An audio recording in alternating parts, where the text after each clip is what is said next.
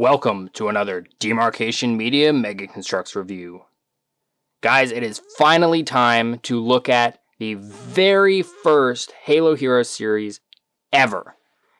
I honestly did not think I was going to collect all of Series 1. It was kind of on accident. I just realized one day, hey, I have almost all of them because I'd gotten Thorn in trying to collect all of Majestic. I'd ended up with the Defender a while back for who knows why. I got the weapon from Megaburb. Got this guy in a bundle of Spartans that I got from a dude who was, I think he was joining the military and had to sell off a bunch of his collection. And then Jacob Hoffman sent me the Master Chief. And then when he heard that I was trying to complete Series 1, he also sent me Vale. So huge thanks to him. This video would not be happening without his help. So yeah, I'm excited because this series came out before I was really collecting Mega. So I didn't really see these guys on the shelves ever. So before we jump in, I'm going to remove all the figures and we're going to talk about the extra stuff that you would get with the figures usually. So you would get a stand like this with a dark blue, like translucent plate on the bottom. I don't have the stands for all of the figures because when I was getting them, I just really wanted the figure. The stand was less important to me. But all of them were like this with the name on there. I think I have Thorns as well somewhere, but I don't have Bucks. I don't have the other two Spartans. So I just wanted to show two of them just so you know what you got in there. Most of you guys will already know this, but for those of you who, like me, were collecting before those, you'll know. And then you would also get, as is still typical for Halo Heroes, you get a little slip inside showing off all of the figures. Shows you how to build the stand. Shows you how to put together the blank figure, which I kind of would have honestly loved to see them release a blank figure like that, either now or sometime in the future. I think that would be kind of cool, like just a mannequin. And then this side is kind of almost a poster. We don't usually get art like this in Halo Heroes stuff anymore, but this is really cool. It's got like Promethean stuff in the background, or sorry, Forerunner. And then we have all the figures posed up. Chief front and center, obviously, because he would be the main draw of the set. But we got all the named characters off to this side, all the unnamed characters off to this side. Series 1, Mega Blocks, old branding, then deluxe figure. Looks very cool. I'm kind of sad we don't have as hype like presentation for the heroes now, but yeah, this is pretty cool. Our first figure here is a Spartan Defender. Now we've looked at this guy up close a couple of times, primarily in the Every Halo Heroes Spartan series, which I am still working on those. There's more episodes coming. So I'm just gonna give this guy a brief once over here. Lots of silver print, silver on the chest plate, silver on the knees, silver on the shoulders, nothing really around the back. Nice blue visor. Got the silver on the chin. This armor set, the Defender, always makes me think of like War Master, but instead of being the angry skull like War Master, it's got a little smiley face. Interesting color scheme. It's like Fireteam Venom, but with some extra colors. And then he's got this, what is this? A storm rifle. I think that's what this is. And it's got a ton of really nice print on it. This is a fantastic weapon. The teal and the purple looks great with the silver accents. Absolutely fantastic. This guy is worth getting purely for just that rifle. It looks like they didn't paint all of the top. I wonder if that was purposeful. Now, it's not entirely accurate if you want to get nitpicky. There's not supposed to be a handle there, but how else is the figure going to hold it? So this dude, I feel like, is probably the least desirable of all of Series 1. But I gotta say, that's a nice storm rifle. So I would say he's probably easy to get now. I don't know for sure because I got mine in like a lot.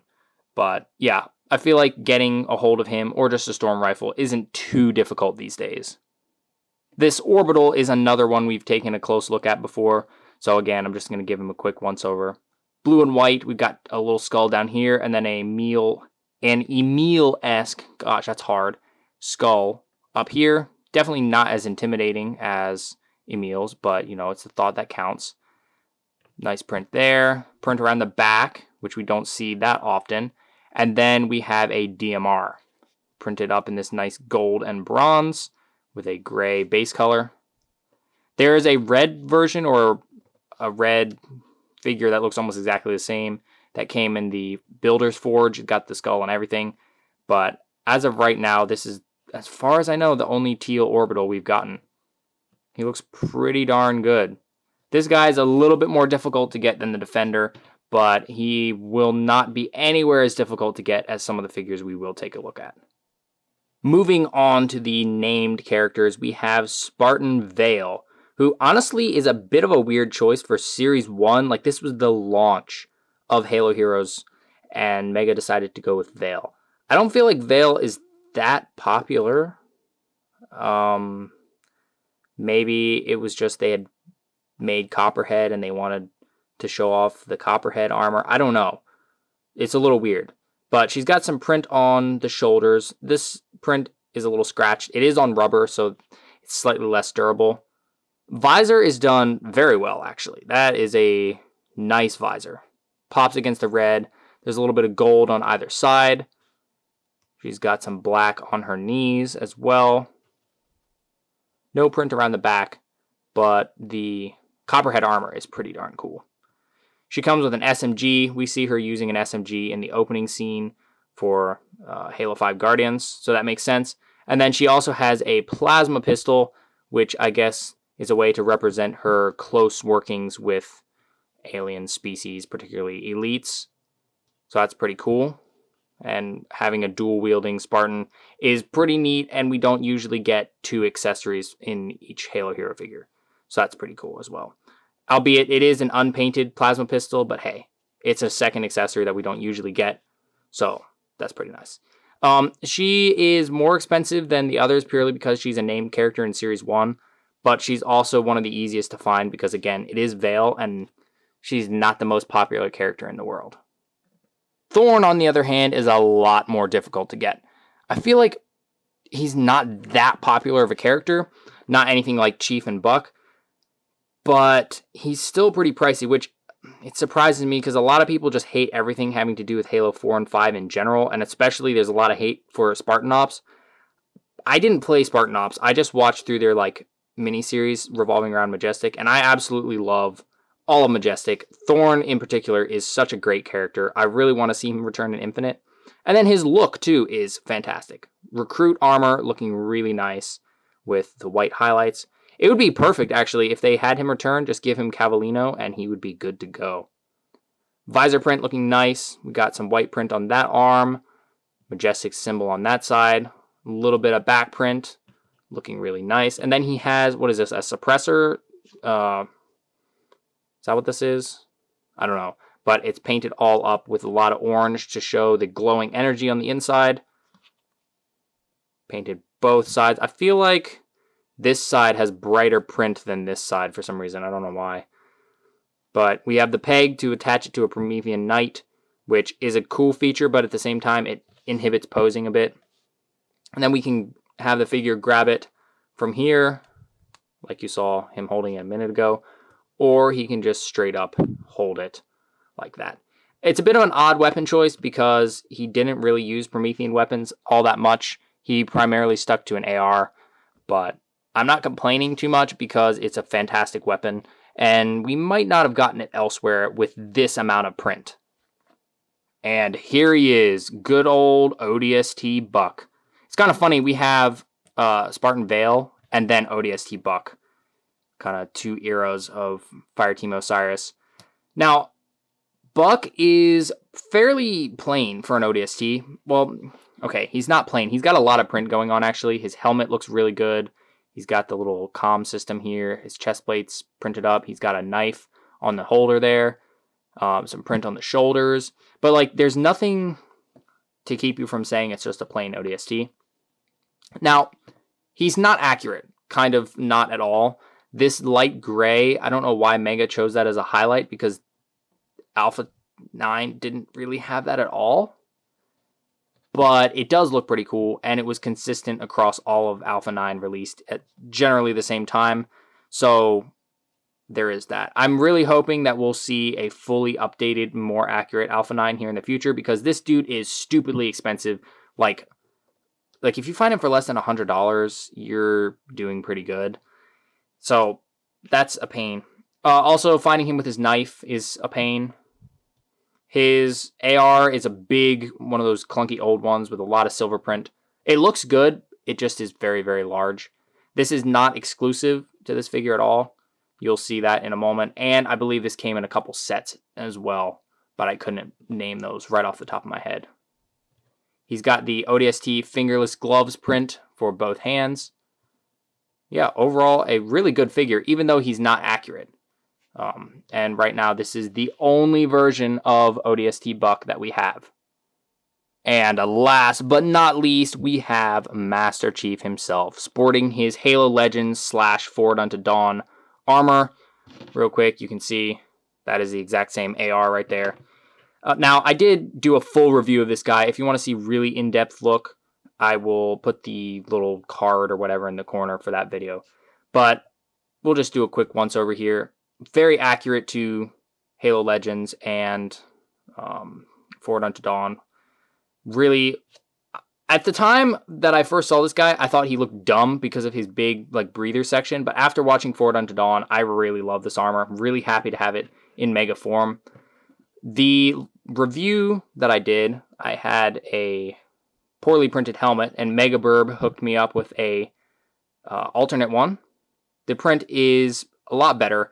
I think Mega had a hard time printing on that helmet for some reason. Something about the visor shape, it always tended to pool up in one corner. So that kind of happened here, but it wasn't as bad as it being splattered all up the side. But yeah, looking really good. Same old AR. The AR doesn't fit this Chief as well, I feel. Because it's so big, it makes Chief look smaller, and we don't need to have Chief look any smaller. I mean, he already looks small beside the Marines. And then he has the accurate shoulders that I really wish Mega would use for Infinite Chief. But, I digress. Fantastic figure. And this guy will run you over $100 if you want to get your hands on him, unfortunately. Well, there you have it. That is Halo Heroes Series 1. What an absolute banger of a first series. For Mega just, releasing the standard Halo sets for a while and then having this come out, that would have been really something to see. Especially with the level of prints that these guys all have. Honestly, the only real, dud, if you want to say dud, in this series is Vale. She's just kind of meh. And of course, at the time, nobody knew that the Fireteam Osiris pack was going to be released and have a slightly better version of Vale. Better depending on how your wash was. But, yeah, this was a good series. Really good series. It does consist entirely of Spartans, with the exception of Buck. But again, this was the first time there was Halo Heroes series. And I think for a first time, it was pretty well done. 2 unnamed Spartans, 4 named characters, one of them being Master Chief. I think Mega did a fantastic job. Now, do the current Halo Heroes series measure up? I would say, yeah. I think some series have surpassed Series 1. Some of them have been less good, and some of them have been kind of the same level. But yeah, for the most part, I feel like Mega has continued to keep the same level of quality in terms of selection of figures and prints and all of that throughout Halo Heroes, all the way up to the ones we get today. I'm sure some of you will disagree with that. I know some of the more generic or army building figures aren't as well received. I think that there was a lot of people that didn't like the Jackal in one of the Halo Infinite series, and then also repeats like Decimus and whatnot. But yeah, really, really happy that I could take a look at these. It's just kind of looking at history for me, because again, I wasn't collecting when these came out, and now these things are it's like having, I don't know, a cash bond or something sitting in a safe waiting for you to just decide to get your money from it. Unfortunately, as much as I hate to admit that, but it is. They're just expensive. So if you want to get your hands on this series, you're going to have to do some hunting. Hunt around on Reddit, Facebook Marketplace, eBay, Mercari, Discord, wherever you can find a figure here or a figure there. without paying too much. You know, you can get your hands on them with enough patience. But I do not recommend overpaying for these. And also on that note, again, huge thanks to Jacob Hoffman for providing Chief and Vale. I was not going to pay a ridiculous amount for Chief, and so I'd kind of just resigned myself to the fact that I wasn't going to get Chief and not going to review this series as a result. But he stepped in, made this video possible, so huge thanks to him. Thanks so much for watching. If you enjoyed this video, please leave a like and consider subscribing, and I'll see you next time.